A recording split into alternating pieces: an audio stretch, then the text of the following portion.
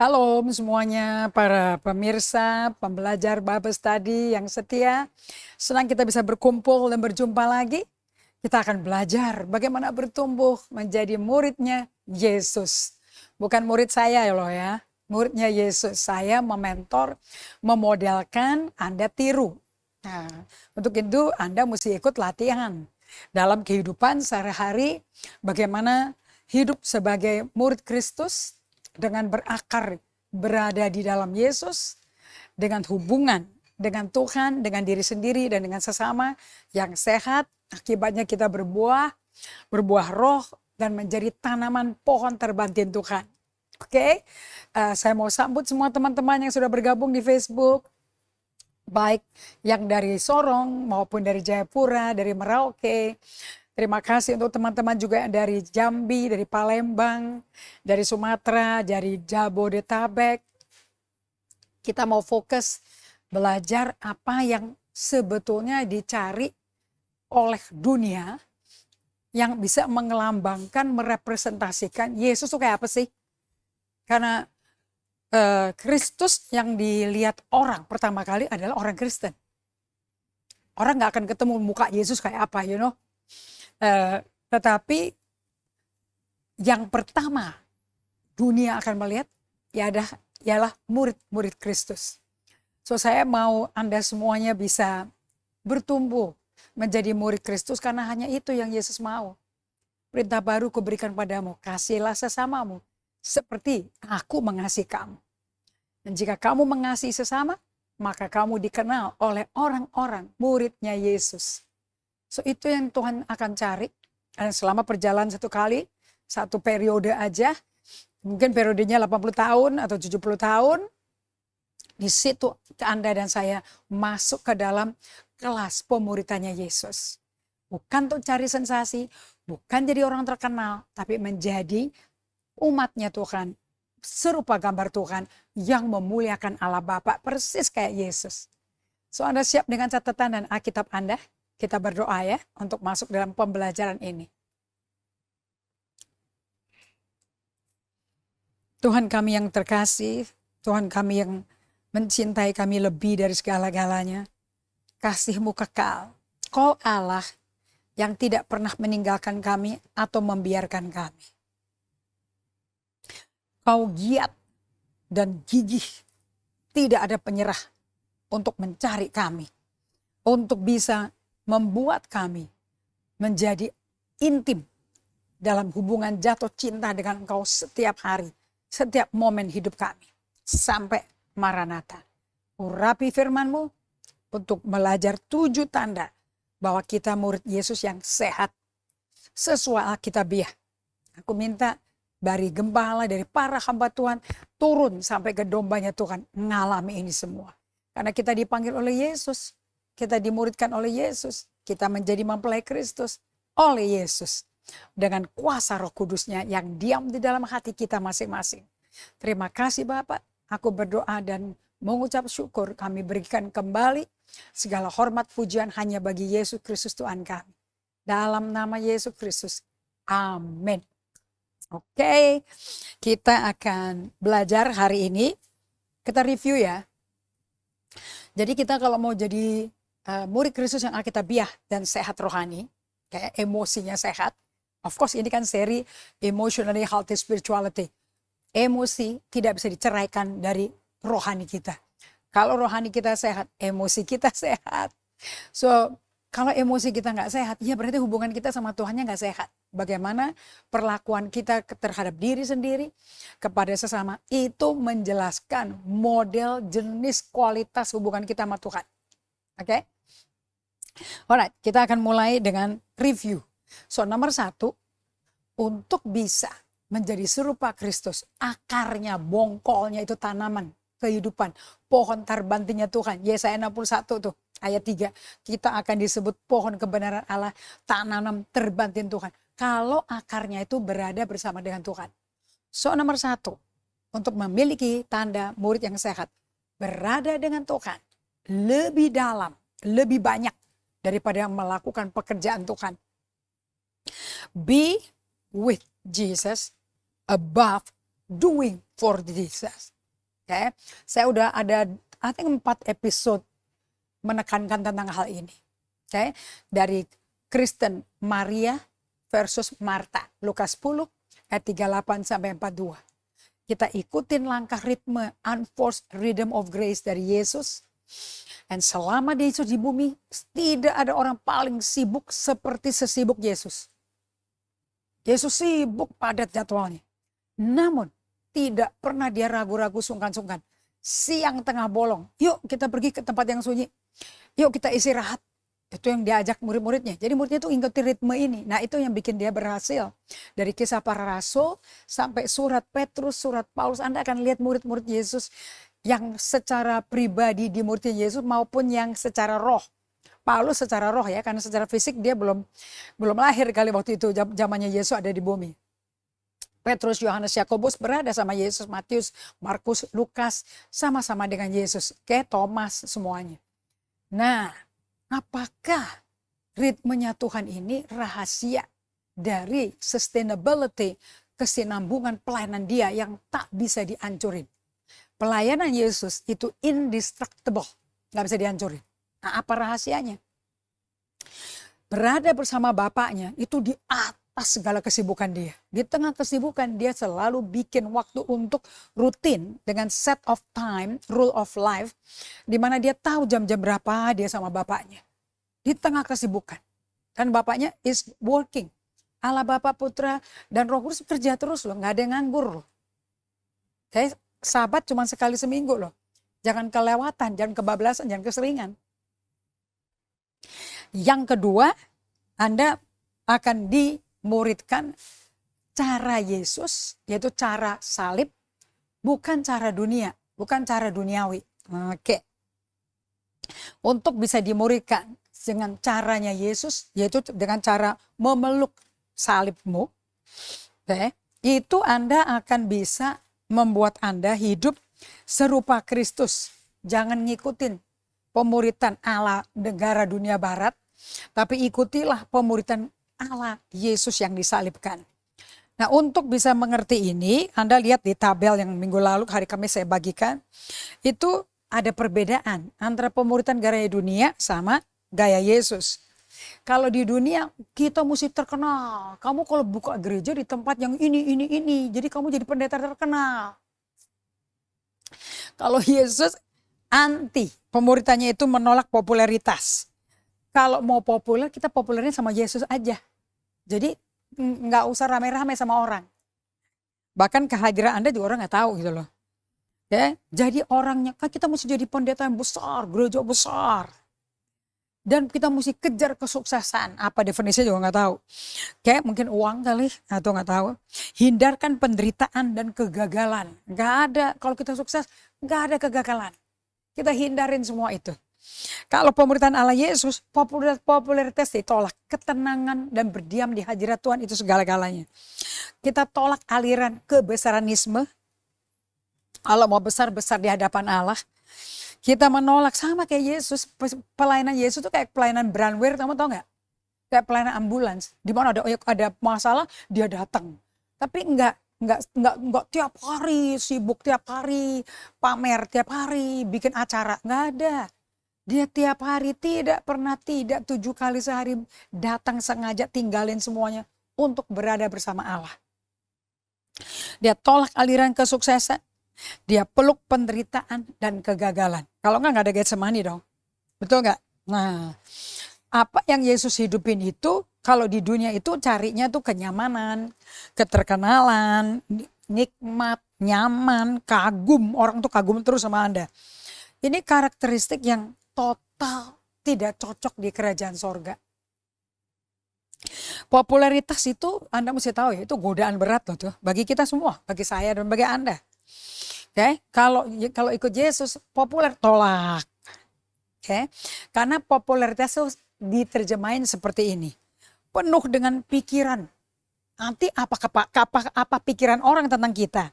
Bagaimana pendapat orang tentang kita? Terus yang kedua, sangat penuh kenikmatan, kesukaan, dikagumi banyak orang, diuber banyak orang.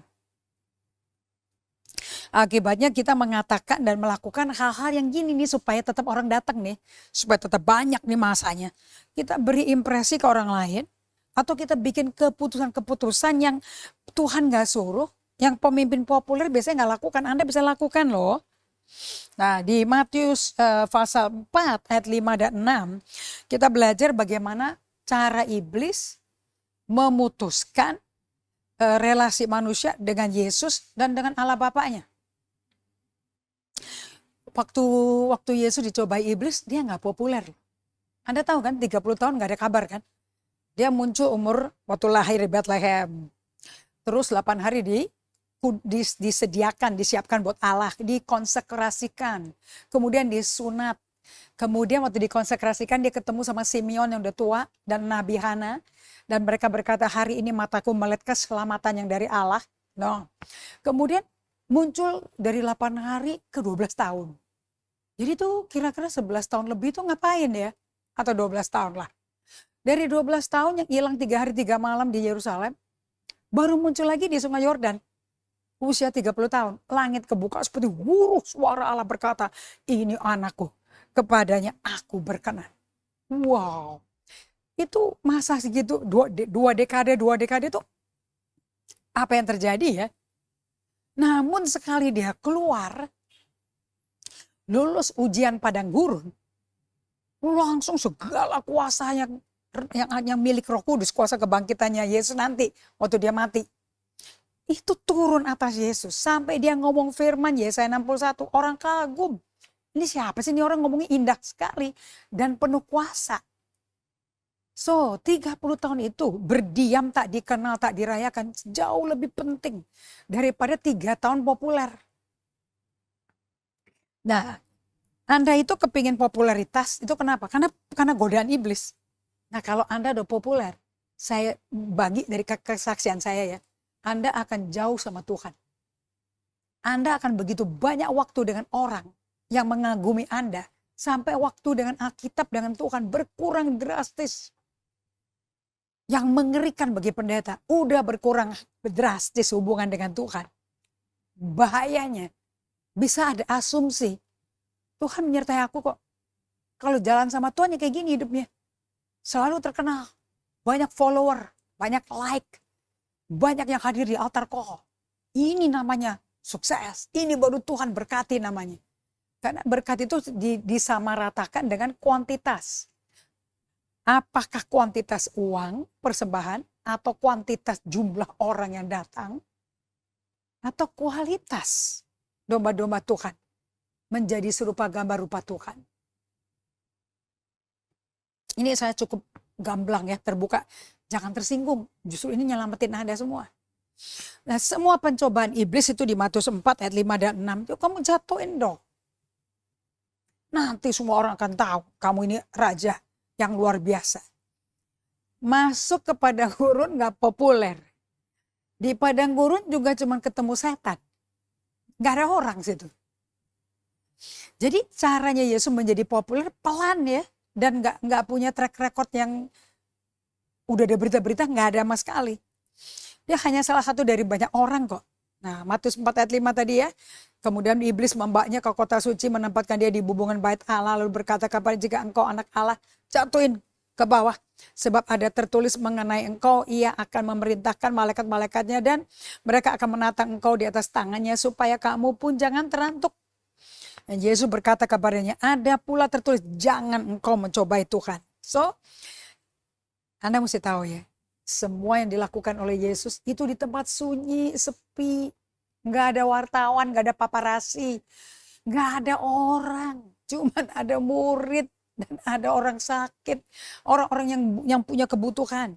Yesus selalu bikin mujizat di tempat sunyi. Contoh Matius 6 ayat 30. Kemudian rasul-rasul itu kembali berkumpul dengan Yesus dan memberitahukan kepadanya semua yang mereka kerjakan dan ajarkan. Lalu dia berkata kepada mereka, marilah ke tempat yang sunyi, supaya kita sendiri dan beristirahatlah seketika. Supaya memang begitu banyaknya orang yang datang dan yang pergi. Sehingga makan pun mereka nggak ada waktu. Maka berangkatlah mereka untuk mengasingkan diri dengan perahu ke tempat yang sunyi. Tetapi pada waktu mereka bertolak banyak, orang melihat mereka tuh mengetahui tujuan mereka dengan mengambil jalan darat, segera datang dari semua kota ke tempat itu sehingga mereka didahului. Markus 6 ayat 34. Ketika Yesus mendarat, ia melihat sejumlah besar orang banyak, maka tergeraklah hatinya oleh belas kasihan. Yesus punya hubungan pribadi yang akrab dengan orang-orang sekitarnya loh. Orang memperhatikan perasaannya, pasti bisa perhatikan perasaan orang.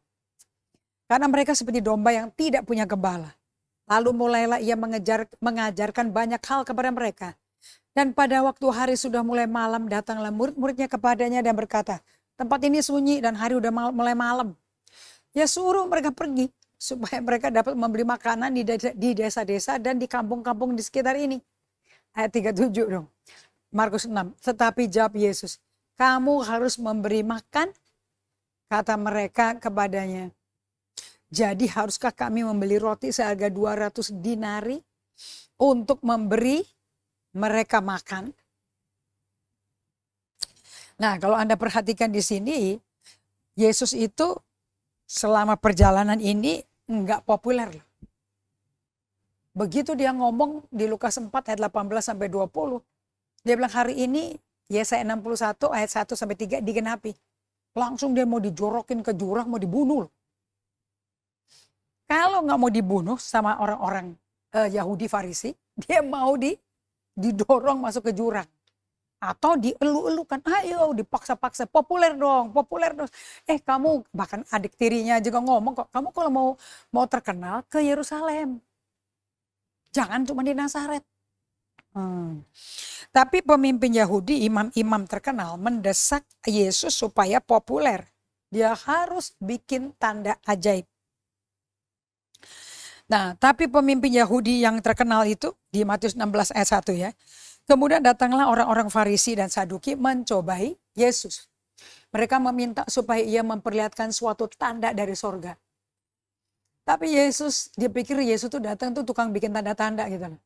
Pada petang hari karena langit merah, kamu berkata hari akan cerah. Dan pada pagi hari langit merah dan redup, kamu berkata hari buruk. Rupa langit kamu tahu membedakan, tapi tanda-tanda zaman kamu gak bisa baca. Angkatan yang jahat dan tidak setia ini menuntut suatu tanda.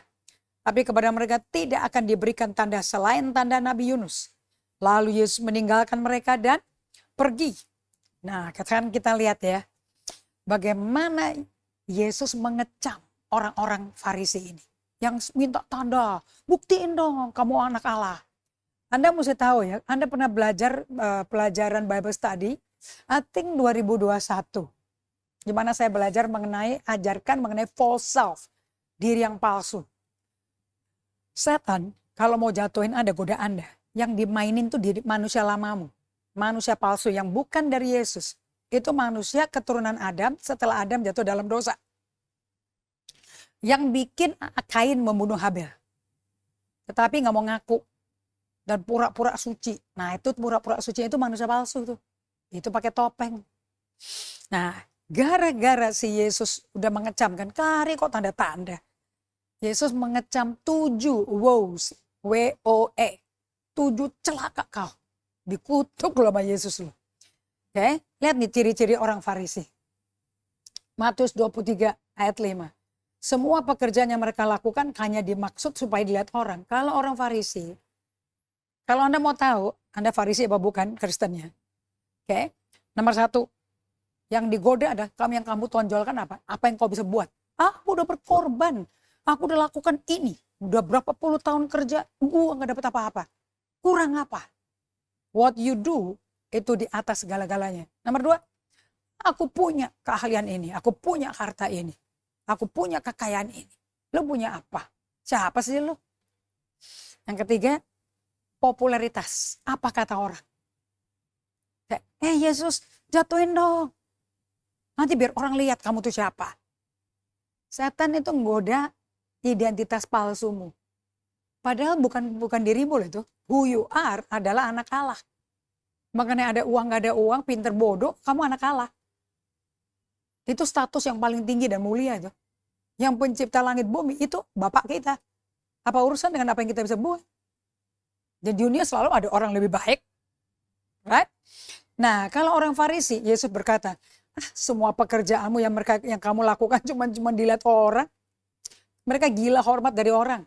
So Yesus menolak segala bentuk aktivitas yang memberi jejak-jejak langkah dan gejala mencari persetujuan pengaguman orang lain. So, kalau orang-orang daging, manusia duniawi, manusia palsu, manusia lama kita yang mestinya berlalu dan manusia ciptaan baru datang, itu gila sama mendapat approval dari orang. Kalau nggak ada yang celebrate, nggak ada yang bilang bagus, stres. Identitas Anda nggak ditentuin sama emosimu. So, kira-kira Yesus tahu nggak kebutuhan dasar kita untuk diakui orang, untuk populer? Tahu banget. Cuman dia mau arahkan kembali. Ya, kita mau cari muka untuk mengesankan orang, dan baju aja bikin either berantakan total atau sederhana total atau hebat total. Anda pernah dengar kan ya? Bahwa Mark Zuckerberg, bilioner muda, pencipta Facebook, tahu kan bajunya tiap hari kaos oblong yang warnanya sama terus. Jadi itu bisa jadi perhatian orang karena terlalu sederhana atau terlalu menor. Dua-duanya cari perhatian. Bikin orang karena kekayaannya yang digembor-gemborin. Nah, di dunia sekularisme dan dalam budaya-budaya agamawi di abad pertama, keinginan besar untuk populer itu udah darah daging. Dan Yesus negur di muka umum loh ini. Kamu ini yang kamu lakukan cuma cari muka, cuma dilihat orang. Murid-murid Yesus nolak loh.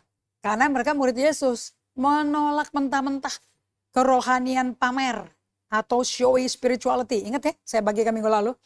Untuk mengesankan orang. Itu Anda belajarnya itu dari cara Yesus mengajar bagaimana berdoa, berpuasa. Kalau memberi, tangan kiri memberi, tangan kanan gak usah tahu. Kalau berdoa, masuk ke kamar, kunci di tempat sembunyi. Karena Bapakmu di surga juga di tempat sembunyi. Baru kamu terima upah. Kalau berpuasa, Anda lihat slide-nya ya. Kalau berpuasa, jangan mukanya murung. Jadi orang tahu kamu lagi puasa. Mukanya itu bersinar, cuci mukamu, ketawa. Biar orang gak tahu kamu lagi puasa. Cara menawarkan diri untuk melakukan pelayanan Tuhan. Di tempat umum, biar kelihatan, pakai jubah, pakai jumbai, pakai selendang, biar orang tahu. Anda mau tahu? Ini perkataan yang keras ya. Peter Scarsero berkata begini. Jesus denounced any activities that had traces of seeking the approval or administration of others. Yesus mencemooh. Denounce itu mencemooh, mencela. Segala perbuatan-perbuatan aktivitas yang punya tanda-tanda minta pengaguman orang, penerimaan orang. Itu ditolak kayak begitu. Itu di kerajaan surga nggak ada. Jadi kalau Anda sebagai hamba Tuhan saling, wah kamu hebat nih, wah udah di Amerika hebat nih, udah di Eropa hebat. Itu Tuhan paling celak loh. Karena Tuhan tidak cari posisi dan postur untuk populer. Yesus tidak pernah populer. So dengan suara hati yang Anda mesti perhatikan baik-baik, coba Anda dengerin. Sebetulnya Anda ini kepingin populer ini dasarnya apa sih? Motivasinya apa? Apa alasan mau melakukan untuk Tuhan dengan ukuran besar-besaran? Apakah supaya orang mengagumi Anda? Ini nggak ada di kerajaan surga loh. So lihat di PowerPoint ini, sadari Yesus tuh sangat mengetahui kelemahan hati manusia. Sadari ini. Anda lihat di slide-nya ini. Sadari, have awareness, Jesus knows your weakness. Kelemahan hati orang minta diakui, dihargai, itu kebutuhan dasar. Dan itu kelemahan kita. Kita tuh jatuh di situ. Ada orang kawin sama seseorang, baru ketemu 2 malam, langsung kawin. Katanya dia memenuhi apa yang kubutuhkan. Jadi kira-kira setan tuh bisa kirim orang gak untuk menyentuh kelemahan kamu? Dan Yesus paham sekali godaan paling ampuh yang konstan, udah konstan loh ini, yang pasti yang pasti menjamah adalah keinginan besar untuk berbuat atau membuat impresi buat orang lain. Yesus paham sekali godaan yang paling ampuh. Oke? Godaan yang paling ampuh yaitu dengan membuat secara konstan, membuat keinginan besar untuk bikin impresi di muka orang itu terjadi sama kita. Nah ini Anda mesti hati-hati, saya juga mesti hati-hati ya. So untuk kelemahan hati manusia, yaitu untuk keinginan menyenangkan, mengesankan orang lain, ini adalah godaan yang konstan. Dan dia berkata kepada pemimpin agama, bagaimana kamu bisa dapat percaya, kamu menerima hormat seorang dari yang lain yang tidak, dan kamu nggak cari hormat dari Allah. Yesus berkata kepada pemuka agama, ini mereka jatuh semua dalam pencobaan. Bagaimana sih kamu kok dapat percaya, kamu yang menerima hormat seorang dari yang lain, tapi kamu dapat hormatnya bukan dari Tuhan. Kok percaya hormat dari manusia itu adalah sah, hormat dari Tuhan nggak sah. So Yesus tahu bahwa keinginan besar untuk jadi populer telah meracuni iman dan kepemimpinan para pemuka. Yesus tahu sekali ya, keinginan nafsu gede untuk jadi populer justru itu menjadi poison, racun bagi iman kita dan gaya kepemimpinan para pemuka. Apa sih racun iman kita dan racun dari kepemimpinan, gaya kepemimpinan kita? Satu, keinginan mendengar apa yang ada dalam pikiran orang tentang kita. Kita jauh lebih dominan daripada apa yang Tuhan pikirkan tentang kita. So, yang kita minta di sini adalah apa kata Tuhan itu buat mereka nggak penting. Kalau Anda lihat ya di slide ini. Ini slide saya bikin dari Matius 16. Di mana Yesus ngomong. Oke. Enyahlah kau iblis, kamu cuman mikirin yang manusia pikirin. Tapi gak mikirin apa yang Allah pikir. Keinginan mendengar apa yang ada dalam pikiran orang tentang kita. Itu jauh lebih penting, lebih dominan daripada apa yang Tuhan pikirkan. Nomor 2. Keinginan untuk kebutuhan menjadi seseorang yang spesial di mata orang. Waduh, laparnya luar biasa. Ini saya rasa ada di pemimpin-pemimpin dunia yang menjadi diktator, menjadi atau dominan. Okay? Karena ada keinginan, kebutuhan menjadi seorang yang spesial. Jadi pendeta bisa memakai jemaatnya untuk memenuhi kebutuhan dia supaya dia spesial. Bisa terjadi di pemimpin, ini kan duniawi semua. Dan 1 Korintus 3 ayat 1-3 Paulus berkata, aku gak bisa ngomong sama kamu seperti orang manusia rohani loh. Kamu ini masih manusia duniawi, masih bayi minum susu. So, kalau sampai keracunan begini, konsekuensinya dari kedua racun ini apa ya? Sering berkata ya, pada mestinya enggak.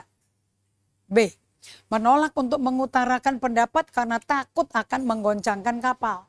Enggak berani berkata, gue gak setuju ya. Takut apa? Kapalnya goncang.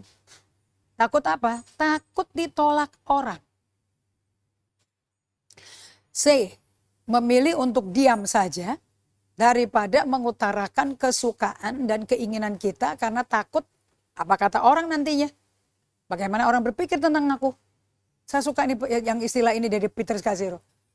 Manusia palsu suka lebih mementingkan what people think of you. Memilih untuk diam saja daripada mengutarakan kesukaan dan keinginan kita karena takut apa kata orang nantinya. Atau bagaimana orang pikir tentang kamu. Membuat keputusan di luar rancangan Allah dan jadwal gereja sebelum waktunya. Ini cara orang bikin populer. Sebetulnya 100% meladeni nafsunya manusia lama. F, menaruh tekanan kepada diri sendiri sehingga mencuri waktu dari keluarga dan mencuri sukacita Tuhan dari kepemimpinan. Waktu keluarganya hilang, sukacita karena Tuhan pun hilang. Kamu kasih pressure ke diri sendiri untuk bikin terkenal. Suka bohong sama diri sendiri. Kalau sama diri sendiri bohongin, ya bagaimana sama Tuhan? Orang lain juga pinter dibohongin. Sulit memberikan feedback yang jujur kepada tim agar membuat perbaikan-perbaikan bagi diri mereka. Takut ditolak, takut nanti tersinggung. Jadi kalau nggak berani ngomong karena takut orang tersinggung, you are not healthy. Saya tidak merdeka karena lebih peduli apa kata orang daripada apa kata Tuhan. Jadi orang yang nggak ada freedom, Galatia 5 ayat 1. Yesus memberikan freedom loh. Yohanes 3 ayat 30, Yohanes 8 ayat 36. Whom the Son set free, he is free indeed. Siapa yang dimerdekakan anak Allah, dia merdeka total. Karena nyenengin orang, kita jadi gak merdeka. Karena kita akan utang orang supaya dia tetap memuji kita agar kita bisa terkenal. Kita mesti punya, untuk mati dari rasa kayak gini, Anda mesti punya rasa cukup contented untuk being with God alone. Kalau akar being with God-nya gak puas, Anda akan cari kepuasan yang lain. Lakukan aktivitas apa untuk nyibukin diri, buat muasin diri. But that's not from God. Buang waktu, buang tenaga, buang uang. Belum tentu yang Anda lakukan nyenengin orang lain loh. Because itu di luar waktunya Tuhan. Apakah Yesus mengkritisi kebutuhan fundamental manusia untuk menjadi terkenal? Apakah Yesus kritik? Yesus nggak ngeritik, cuman dia redirect it. Okay? So Yesus mau mengalihkan keinginan kita dari fokus kepada orang pikir apa tentang diri kita ke fokus ke Bapa Surgawi. Anda pegang Matius 16 ayat 23. Nanti Yesus ngomong mengenai kematian dia. Dan Petrus berkata, Allah pasti jauhkan itu dari engkau Tuhan. Tidak akan terjadi padamu. Ditarik lagi badannya Yesus loh. Katanya cinta, tapi ngawur. Itu Petrus punya kepentingan pribadi loh. Dia tinggalin bisnisnya dan keluarganya. Dan mengandalkan hidupnya yang terkenal dan mewah. Gara-gara nempel sama Yesus. Belum tentu orang ikut Anda karena Yesus loh. Tapi karena mau nempel ketenaran. Buat apa mulai lagi dari nol? Bahaya. Karena Anda kepingin besar, kepingin terkenal. Oke, so kita perhatikan di Matius 25 ayat 21. Di akhir zaman ini, atau menuju perjalanan Yesus di bumi yang terakhir, dia ngomong kayak gini loh. Kamu tuh ya, kalau mau sukses berhasil menjadi hambanya Yesus, kamu mesti dengar dari aku ngomong kayak gini. Bukan dari apa kata orang, tapi apa kata Bapakmu. Baik sekali perbuatanmu, hai hambaku yang baik dan setia. Kita diakui jadi hamba Tuhan oleh Yesus. Bukan kita yang dipromosi orang. Ini pendeta terkenal, ini hamba Tuhan. Bukan, Yesusnya yang mengakui kita hambanya. Bukan kita ngaku-ngaku diri. Hai hambaku yang baik dan setia, engkau telah setia dalam perkara kecil, aku akan memberikan kepadamu tanggung jawab dalam perkara yang besar. Masuklah dan turutlah dalam kebahagiaan Tuhanmu. So Matius 25 ayat 21 adalah afirmasi satu-satunya yang akan sungguh-sungguh memuaskan keinginan kita untuk diakui atau untuk terkenal. Jadi kalau Anda mau terkenal, terkenal karena Tuhan. Tuhan yang berkata, baik sekali perbuatanmu, diakui loh. Dan kau diakui hambanya Tuhan loh. Dimiliki dia loh. Kamu setia dengan perkara kecil, aku berikan tanggung jawab yang perkara besar. Kelihatan promosinya diomongin sama Yesus ya. Masuklah dan turutlah dalam kebahagiaan Tuhanmu. Apakah Tuhan mau kamu populer? Yes. Yang bikin populer Yesus. Tapi tidak dengan cara Anda melakukan segala kesibukan. Perbuatan yang luar biasa. Mahal biayanya. Anda capek.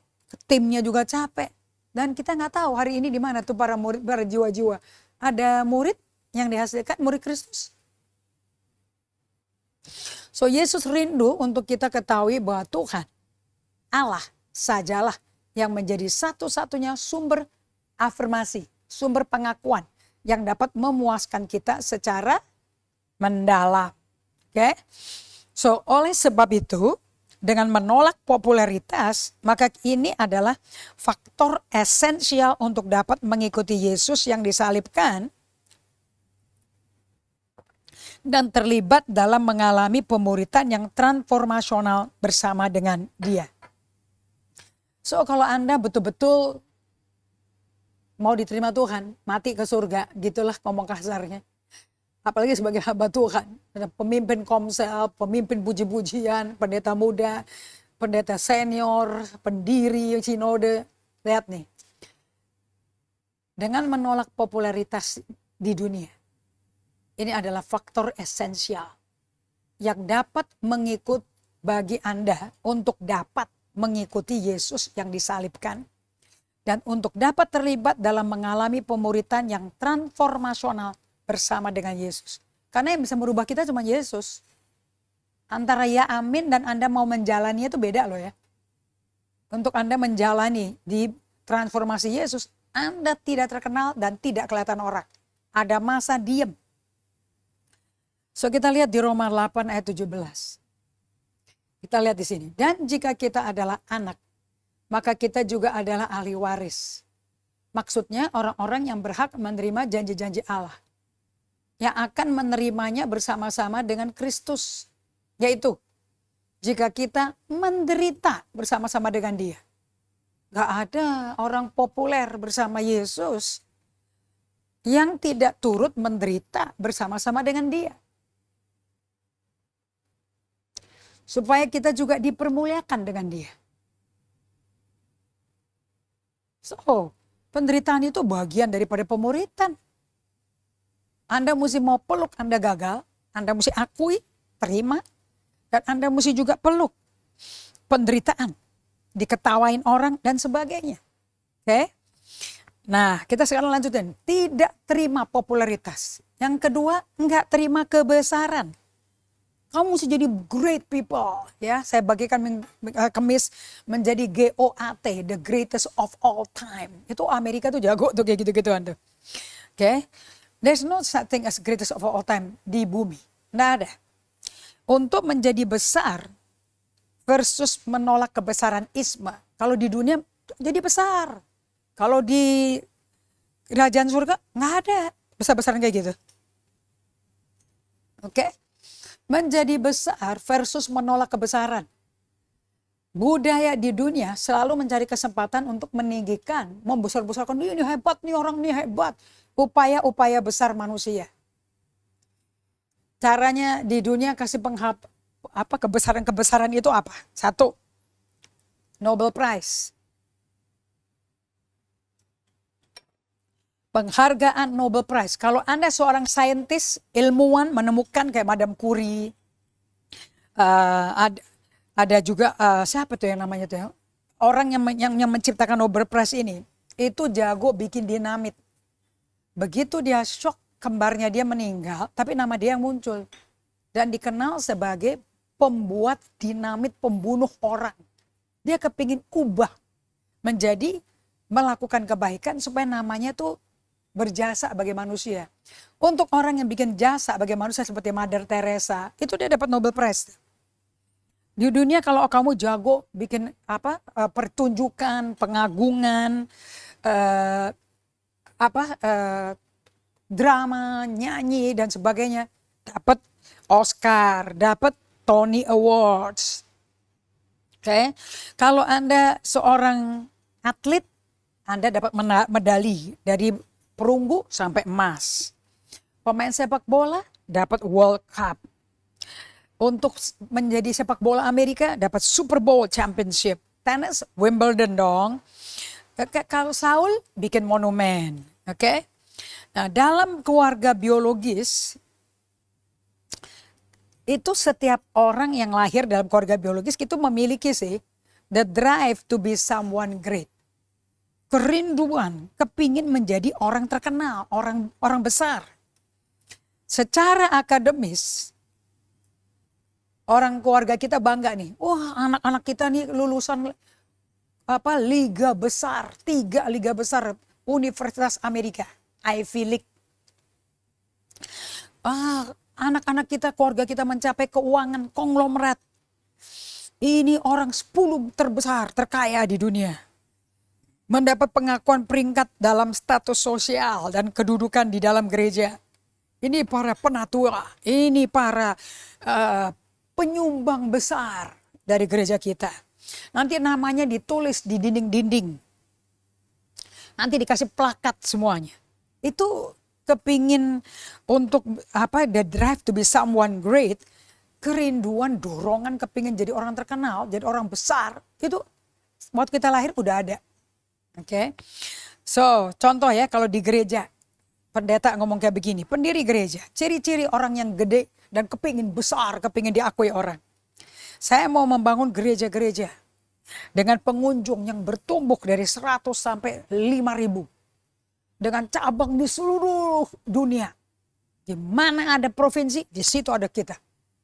Mimpiku menghasilkan 200.000 cabang. Itu dari kerinduan kepingin gede tuh. Saya mau bangun pelayanan besar dengan efektivitas tinggi. Guna menjangkau generasi muda. Generasi Z. Generasi milenial, generasi alpha. Nah, kalau Anda ngomongnya kayak gini, mimpinya kayak begini, ya Anda ngikutin naluri nafsu daging Anda. Mau jadi terkenal, mau jadi hebat, mau jadi... Dan itu kalau ditegur, dikoreksi gampang tersinggung. Selalu yang diukur, aku udah berkorban gak dihargai lagi. Kalau sampai ada suara begitu, Anda tahu kan? Yang tersinggung siapa? Manusia palsumu, manusia lamamu yang sudah tidak bersama Tuhan. Sehingga repot cari rezeki dengan peluh untuk mempertahankan hidup. Dan kalau nggak dihargai, sakit hati sekali tuh. Oke, ciri-ciri lagi yang di gereja nih, bagi ketua-ketua komsel. Saya mau memimpin komsel yang cepat bermultiplikasi. Saya mau menjadi anggota majelis, saya mau jadi badan direksi gereja yang mengatur keuangan sehingga tidak pernah gereja kita kekurangan apapun, terkenal, makmur. Saya mau jadi kepala yayasan rohani yang besar yang menawarkan hikmat, menawarkan arahan, nasihat bagi gereja dan yayasan, penasehat konsultasi. Saya mau menjadi tim pendoa inti nomor 5, mau jadi tim pendoa inti yang berperan melepaskan kuasa Allah Roh Kudus kepada orang-orang, aku yang impartasi semuanya. Keenam, saya mau jadi guru besar sekolah Alkitab. Mimpiku tuh dari dulu itu. 7, saya mau jadi donatur besar bagi gereja-gereja dan pelayanan-pelayanan Tuhan. Nggak ada seorang visioner yang nggak punya mimpi besar. Nggak ada seorang visioner, pemimpi itu yang punya ide, yang punya gagasan, itu nggak mimpinya nggak gede, itu nggak ada. Tanya aja pada diri Anda sendiri. Kalau Anda punya perusahaan besar, keluarga besar, pelayanan besar, gereja besar, itu motivasinya apa sih?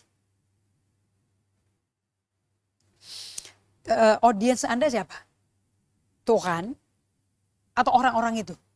Apakah jumlah itu menentukan Anda diterima Tuhan? Apakah jumlah itu menentukan Anda diafirmasi Tuhan? Apa sih motivasi di belakang visi dan mimpi besar itu? Nah, sekarang kita tanya, emangnya Yesus manggil kita untuk menjadi besar? Kalau popularitasnya ditolak, ya kebesaran pasti ditolak lah. Kita baca di Ulangan 28 ayat 13 ya. Anda bisa baca di slide Anda. Tuhan akan mengangkat engkau menjadi kepala dan bukan jadi ekor. Engkau akan tetap naik bukan turun. Apabila engkau mendengarkan perintah Tuhan Allahmu yang kusampaikan pada hari ini, kau lakukan dengan setia. Jadi untuk mendapat kebesaran, ada ketaatan yang Anda mesti dites. Tesnya tes kesetiaan, tes resilient, tes perseverance. Bukan yang kepalanya, yang besarnya, yang difokuskan. Itu bagian Tuhan. Bagian Anda diketemukan melakukan dengan setia semua perintah yang kamu terima. Bagian melakukan perintah ini yang berat. Ini nggak dilihat orang, nggak dirayakan. Ini dihidupin, mau digaji nggak digaji, tetap hidup. Ayat 13 pakai terjemahan BIMK ya.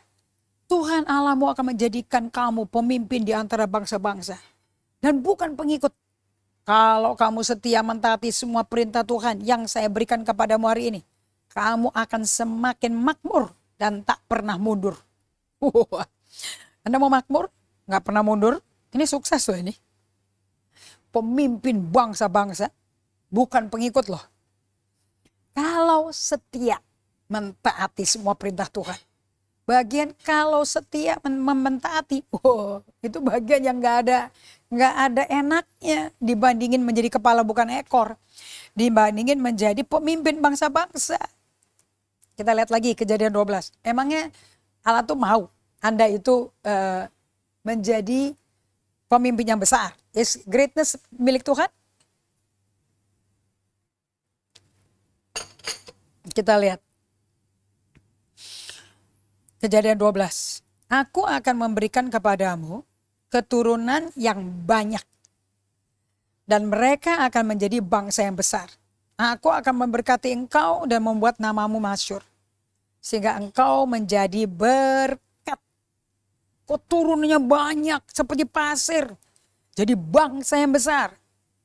Bahkan Allah memberkati engkau sampai masyhur. Dan engkau jadi berkat. Ini jadi berkatnya jadi berhenti nih. Kalau kebesaran jadi berhenti, kalau berhenti jadi berkat.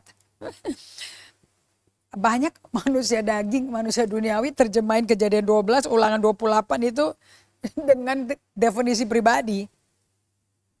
Apakah definisi kebesaran Tuhan, Allah kita, sama dengan definisi dan motivasi duniawi?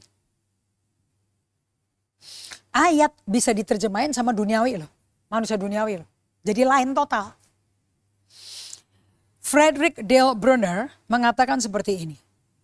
Greatnessism is a major social spiritual disease and a principal source of false faith.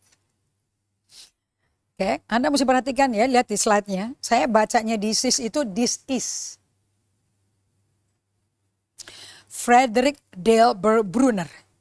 Greatnessism, aliran kebesaran, adalah penyakit ketidaknyamanan yang terbesar secara sosial maupun spiritual.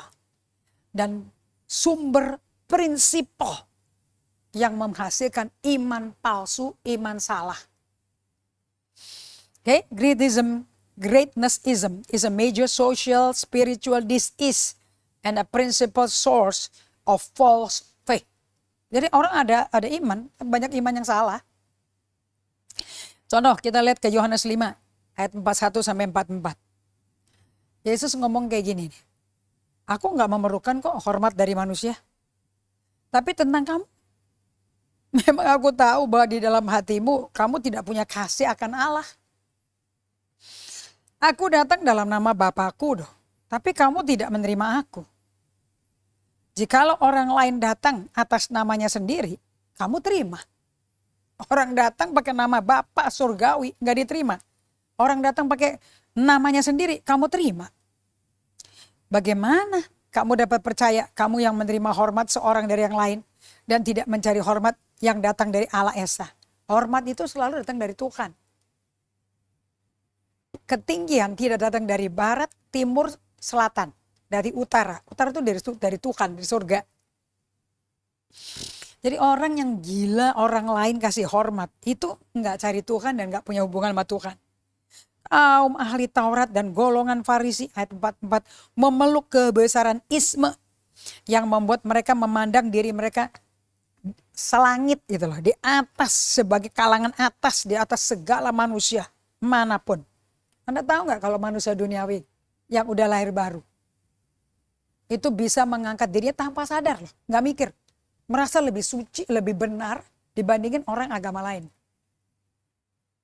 Karena hanya dengar khotbah seminggu sekali dan khotbahnya berulang-ulang ngomong, barang siapa dalam Kristus dia ciptaan baru, yang lama telah berlalu, yang baru sudah datang. Kita ciptaan baru, haleluya. Yang lama udah nggak ada. So kita dosa-dosa yang kita nggak lakukan lagi, kita ketemu orang-orang yang berdosa kayak kita dulu, kita hakimi loh. Anda pernah nggak ngalami kayak gitu? Cuma orang pemabuk tuh. Dia masih minum-minum. Loh, bukannya kamu dulu kayak gitu? Tapi kita bisa berubah ini karena empatinya Yesus, belas kasihan Yesus, atau dihakimi sama Yesus. So di ini tadi yang saya sebut 7 woes to the scribe and Pharisee. 7 hardikan, 7 cemooh yang Yesus berikan kepada orang Farisi dan orang Saduki dan ahli Taurat. Celaka, 7 celaka. Jadi Yesus ngomongnya celaka kau, celaka kau, celaka kau. Hati-hati manusia lama belajar firman Tuhan. Pola pikir Tuhan gak ada di manusia lama. Bagaimana pola pikir Tuhan, janji Tuhan jadi kepala bukan ekor, di atas bukan di bawah. Pakai mental manusia duniawi. Mana cocok, mana bisa ngerti. 7 celaka. Kita baca ya, Matius 23 semua nih. Ayat 1. Maka berkatalah Yesus kepada orang banyak dan kepada murid-muridnya. Katanya. Ahli-ahli Taurat dan orang-orang Farisi telah menduduki kursi Musa. Kursi aja mesti spesial. Kedudukan Musa diambil.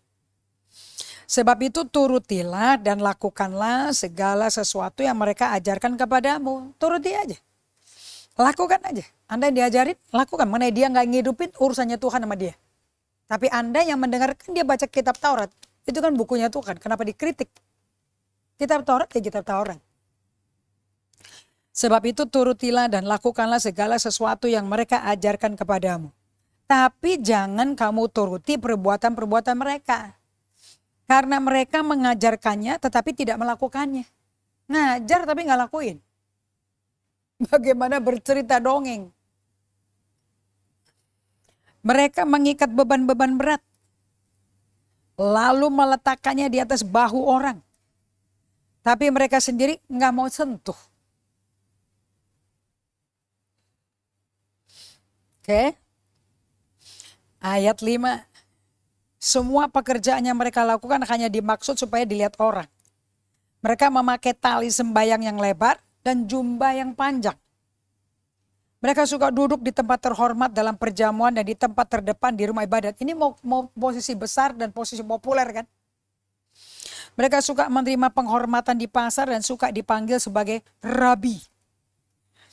Dan Yesus berkata, tapi kamu, janganlah kamu disebut rabi. Karena hanya ada satu rabimu.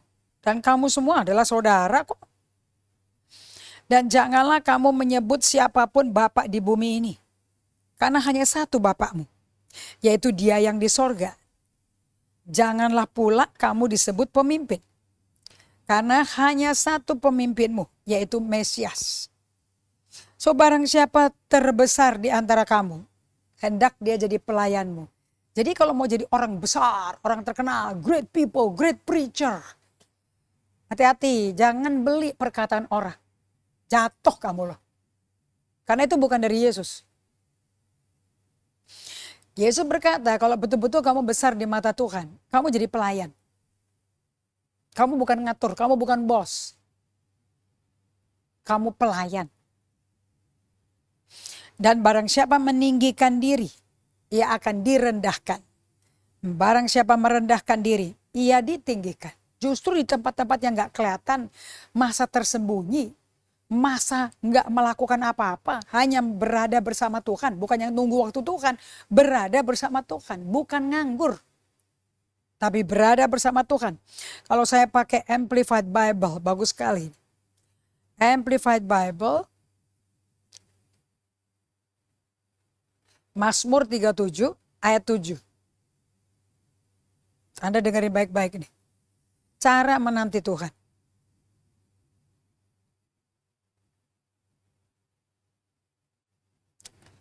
Be still before the Lord. Wait patiently for Him and entrust yourself to Him. Nah itu.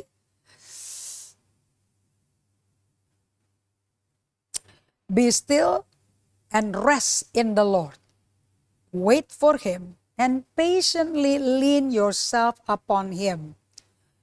Fret not yourself. Be still and rest in the Lord. Wait for Him and patiently lean yourself upon Him.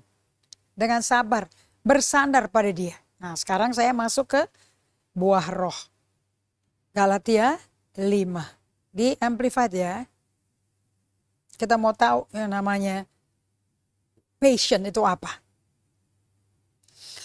Galatia 5 ayat yang ke-22. But the fruit of the Spirit, of the Holy Spirit, the work which His presence within accomplishes. Jadi buah roh itu kerjaannya Roh Kudus dalam kita. Kita jangan coba-coba jadi buah roh. Itu fake. Di tengah badai akan mentah, hilang semua itu buah. Karena upaya manusia untuk populer. Is the work of the Holy Spirit where His presence within accomplishes. Is love, joy, gladness, peace, patience, and even temper, forbearance, kindness, goodness, benevolence, faithfulness, gentleness, meekness, humility, self-control, self-restraint, continence. Against that, there's no law against it. Dikatakan di dalam Amplified Bible dan juga di The Message Bible bahwa waiting patiently, bahwa being patient itu bukannya nganggur, nggak ngapa-ngapain, ongkang-ongkang kaki, tunggu aja Tuhan bekerja. Nggak ada loh. Untuk berdiam di kaki Tuhan dan menanti dengan setia, itu artinya you are actually menaruh diri Anda, menunggu dengan cara Anda mempersiapkan postur, menanti dia dan memandang wajahnya. Itu menunggu. Nah, kalau orang-orang Farisi ini nggak ada. Mereka langsung ambil kursinya Musa. Mereka ambil kursi paling depan. Okay? Mereka meninggikan diri. Dan kalau direndahkan, marah. Tapi kalau Anda merendahkan diri, Anda ditinggikan Tuhan. Anda meninggikan diri, Anda dibanting Tuhan. Nah, untuk itu demi pertobatan mereka, Yesus ngomong, celaka kamu orang Taurat dan orang Farisi. Orang munafik kamu. Karena kamu menutup pintu-pintu kerajaan surga di depan orang. Sebab kamu sendiri tidak masuk dan kamu merintangi mereka yang berusaha untuk masuk. Celaka kamu. So, orang yang cari popularitas, disanjung-sanjung orang dan senang disanjung, cari kebesaran, cari posisi terkenal dan senang dikasih ngambil posisi gede itu senang. Hati-hati, itu nggak sesuai menjadi muridnya Yesus. Kalau mau jadi murid Yesus jadi pelayan, bukan pengatur, bukan bos, pelayan Tuhan. So saya minta Anda semua hati-hati dengan pemuritan yang Anda hidupin sekarang. Apakah sesuai Yesus yang disalibkan apa tidak? Kita doa ya. So Bapa kami di surga, kami berterima kasih untuk kebaikan-Mu, untuk kasih setia-Mu. Kita diajarin semua ini bagaimana menjadi murid yang emosinya sehat, dewasa rohani.